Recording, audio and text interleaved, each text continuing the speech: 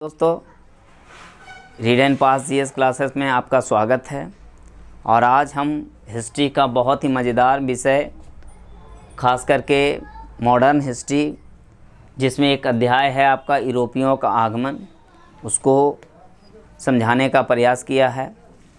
मित्रों, इतिहास की बात करें तो इतिहास में सबसे ज़्यादा अगर कंपटीशन में प्रश्न पूछे जाते हैं तो वो आपका मॉडर्न हिस्ट्री से पूछे जाते हैं। तो इसी का नज़र में रखते हुए हमने ये चैप्टर को चुना है। मित्रों, बता दें कि आप जानते होंगे कि भारत का खोज जो है 17 मई 1498 को हुआ। दोस्तों, क्या इसके पहले भारत नहीं था? हमेशा आपके मन में प्रश्न उठते होंगे कि भारत का खोज जो है आपका वास्को डी गामा ने किया 1498 में, तो क्या इसके पहले भारत नहीं था? है ना। तो थोड़ा इसके इतिहास को बिना जाने हुए हम इसके कंसेप्ट को नहीं समझ पाएंगे।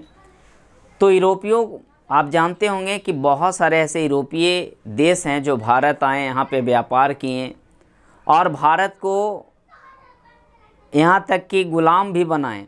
जैसे आपने देखा होगा कि भारत में पुर्तगाली, डच, अंग्रेज, डेनिश, फ्रांसीसी कई यूरोपीय कंपनियां आए।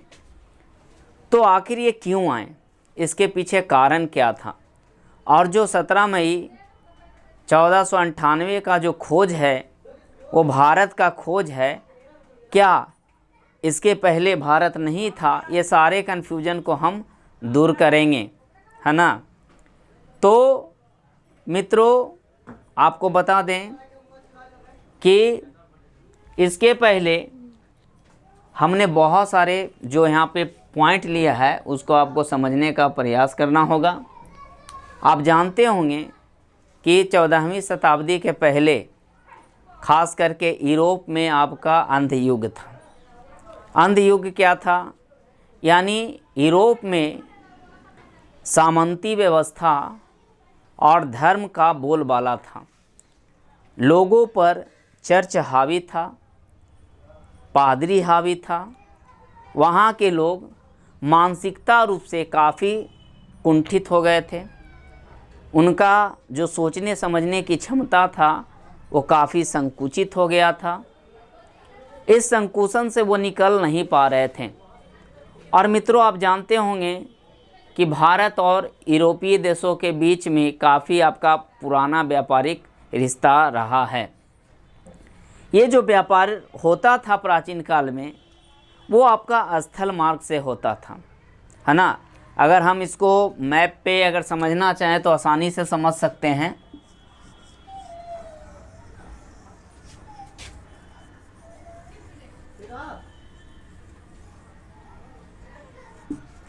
अगर हम इस मार्ग को देखें जो आपका अरबियन देश होते हुए आपका तुर्की होते हुए यूरोप जाती है, और चूंकि आप जानते हैं कि भारत और यूरोपियों के बीच में जो व्यापार होता था उसमें मसाले काफ़ी महत्वपूर्ण स्थान रखते थे।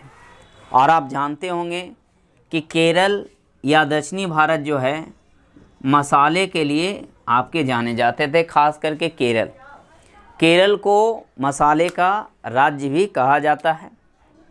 तो मित्रों, ये जो प्राचीन काल में जो व्यापार होते थे भारत और यूरोपियों के बीच में, ये स्थल मार्ग से होते थे। और यूरोपियों के लिए मसाले जो हैं काफ़ी महत्वपूर्ण रखता था। इसका कारण ये था कि यूरोप में ज़्यादातर समय जो है ठंड का होता था, और ठंड के समय होने के कारण वहाँ पे जो भी यूरोपीय कंट्री आते हैं, जिसमें ब्रिटेन, इटली, फ्रांस, यूनान, ये सारे देश जो है ठंडे के समय में जम जाया करते थे। यानी इसका मैक्सिमम टाइम जो है जमा होता था। वो क्या करते थे कि जब वहाँ पे खुला हुआ क्षेत्र होता था तो मवेशियों को वो एकत्रित करता था और मवेशियों को जमा करके उसे काट करके उसमें मसाले का लेप लगाया करता था और मसाले का लेप लगा करके उसे बर्फ़ के अंदर दफना दिया करता था। तो बर्फ़ के अंदर से दफनाने के कारण क्या होता था कि मांस जो है काफ़ी लंबे समय तक सुरक्षित रहता था, और जब कभी भी पूरा यूरोप जो है जम जाता था बर्फ़ से, तो ही जो मांस दबा हुआ होता था उसको निकाल के यूरोपवासी जो है खाया करते थे। यानी कहने का मतलब है कि उनके भोजन के लिए, खास करके मांस के लिए, जो आपका मसाला था वो काफ़ी महत्वपूर्ण था। लेकिन मित्रों, वो जो मसाले का जो व्यापार होता था वो स्थल मार्ग के द्वारा होता था। यानी जितने भी आपका पहाड़ी क्षेत्र में दर्रा था, दर्रा कहने का मतलब है, दर्रा कहते किसको हैं? दो पहाड़ियों के बीच वाले क्षेत्र को दर्रा कहते हैं। यानी दो पहाड़ियों का बीच का जो रास्ता होता है जिससे एक जगह से दूसरे जगह जाया जाता है उसको दर्रा बोलते हैं। तो उन्हीं दर्रों से आपका व्यापार हुआ करता था। हालांकि ये व्यापार काफ़ी महंगा हुआ करता था, क्योंकि उस समय जो हमारे यहाँ जो साधन था वो आपका घोड़ा, गधा, यही सब था, बैलगाड़ी आदि। तो यहाँ से आपका मसाले यहाँ तक ले जाते जाते काफ़ी वो कॉस्टली हो जाया करता था। अब क्या है कि चलिए तब तक तो ठीक था, जो भी है कॉस्टली है वो पहुँच जाता था आपका यूरोप, लोग इसको एक्सेप्ट करता था और उसका उपयोग इन सारे चीज़ों के लिए किया जाता था, खास करके आपका मांस को सुरक्षित रखने के लिए, और प्लस जब आपका पूरा यूरोप जमा होता था तो उन मांस का सेवन करने के लिए। फिर हम पीछे थोड़ा सा जाते हैं कि अंध युग एक ऐसा युग था जहाँ पे आपको बताएं कि पूरा यूरोप वासी जो है धर्म के चंगुल में फंसे हुए थे, पादरियों का शिकार थे। पादरी पूरे यूरोप वासी पर हावी थे, उनकी मानसिकता जो है एक संकुचित हो चुका था। अब क्या है कि इसी बीच एक घटना घटा मित्रों। क्या घटना था कि 29 मई 1453 ईस्वी को 29 मई 1453 ईस्वी को बेंजेंटाइन साम्राज्य की राजधानी कुस्तुनतुनिया पर तुर्कों का अधिकार हो गया। कुस्तुनतुनिया एक जगह था जो यूरोप और एशिया के बीच का जंक्शन था। यानी जो भी व्यापार हुआ करती थी, जो भी व्यापार भारत और यूरोप के बीच में होता था वो जंक्शन पॉइंट था, इसी से होकर के यूरोप में प्रवेश किया जाता था। 1453 ईस्वी में जो कि बेंजेंटाइन साम्राज्य की राजधानी कुस्तुनतुनिया थी उस पर तुर्कों का अधिकार हो गया। अधिकार हो जाने के कारण वहाँ का जो रोमन साम्राज्य था वो खास करके विनाश हो गया, और कुस्तुनतुनिया से जितने भी आपके पढ़े लिखे लोग थे वो भाग करके इटली चले गए। इटली का एक जगह था फ्लोरेंस, वहाँ पे चले गए, वहाँ पे बस गए। इसके बाद क्या हुआ कि तुर्कों ने जो भारत से जो व्यापार होता था इस पे कड़ी पाबंदी लगा दिया, टैक्स को कई गुना बढ़ा दिया, जिसके कारण मसाले का कीमत और बढ़ गया। इससे क्या हुआ कि यूरोपियों में एक हलचल सा पैदा हो गया, क्योंकि जो मसाले उसको जो रेट में मिलता था उससे कई गुना उसको ज़्यादा महंगा मिलने लगा। इसके बाद बहुत सारे यूरोपीय जो देश था इतने ऊंचे मूल्य पर मसाला खरीदना नहीं चाहते थे। अब क्या हुआ कि उन लोगों के बीच में एक हलचल पैदा हुआ कि अगर मसाला नहीं मिलेगा तो फिर हम अपना जो सर्वाइव है वो कैसे कर पाएंगे। इसी बीच आपका जो यूरोप है वहाँ पे पुनर्जागरण हुआ। पुनर्जागरण का मतलब होता है फिर से जागना। फिर से जागने का मतलब ये नहीं होता है कि कोई व्यक्ति सोया हुआ था जाग गया। पुनर्जागरण का मतलब होता है मानसिक चेतना में विकास आना।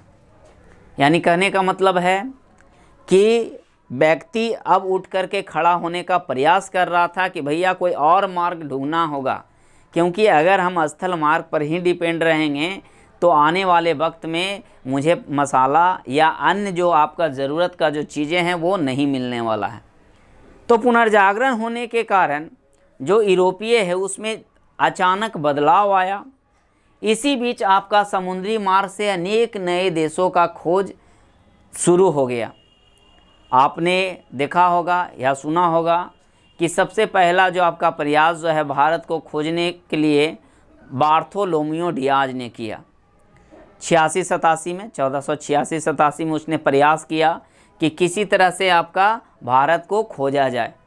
लेकिन मित्रों उस समय टेक्नोलॉजी का काफ़ी अभाव था, कंपास की व्यवस्था नहीं थी, जिसके कारण वो अफ्रीका का खास करके साउथ अफ्रीका जिसको केप ऑफ गुड होप कहा गया, उसके दक्षिणी इलाके को, या उसको उत्तर माशान द्वीप भी बोलते हैं, वहाँ तक जा कर के वो अटक गया।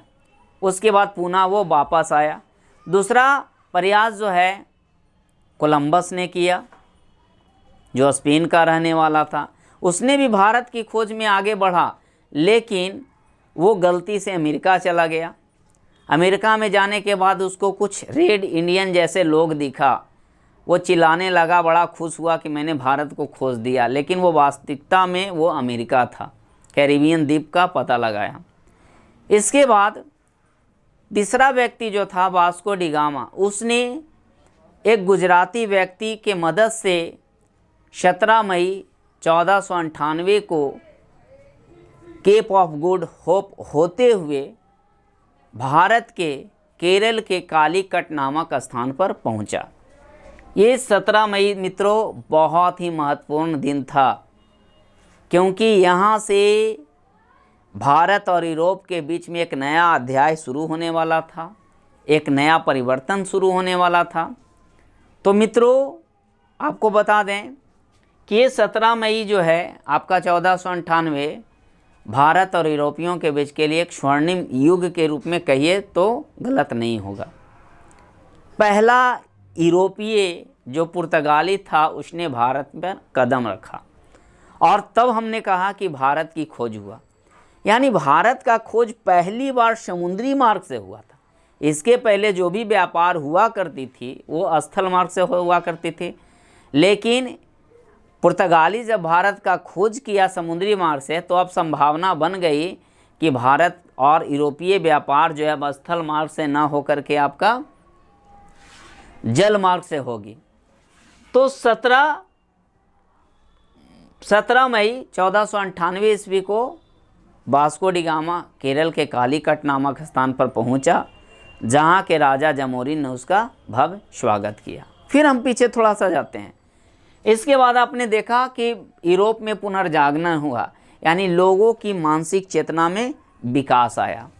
जैसे ही मानसिक चेतना में विकास आया तो थोड़ा सा वो धर्म से बाहर आया, धर्म से बाहर निकला और एक नए युग का वहाँ पे प्रारंभ करने का प्रयास किया। और देखते देखते आपने सुना होगा कि इटली का जो फ्लोरेंस नगर है वहाँ पे पुनर्जागरण हुआ, क्योंकि वहाँ पे जो भी कुस्तुनतुनिया से लोग भाग करके गए थे वहाँ पर बड़े स्तर पे आपका विकास किया। और 14वीं 15वीं शताब्दी में जहाज़ का भी खोज हो गया, पानी जहाज़ का, बहुत सारे ऐसे यंत्र का खोज हो गया जो औद्योगिक क्रांति में अपना महत्वपूर्ण निभाया। यानी कहने का मतलब औद्योगिक क्रांति भी हुई। पूरे यूरोप में औद्योगिक क्रांति सबसे पहले इंग्लैंड में हुआ। औद्योगिक क्रांति होने के दौरान जो है बड़े स्तर पर कच्चे माल का निर्माण हुआ। अब सवाल उठा कि ये कच्चे माल को आखिर कहाँ खपाया जाए, तो इसके लिए साम्राज्यवाद जरूरी था, क्योंकि बिना हम किसी दूसरे देश पर अधिकार किए हुए वहाँ अपने माल को नहीं बेच सकते थे।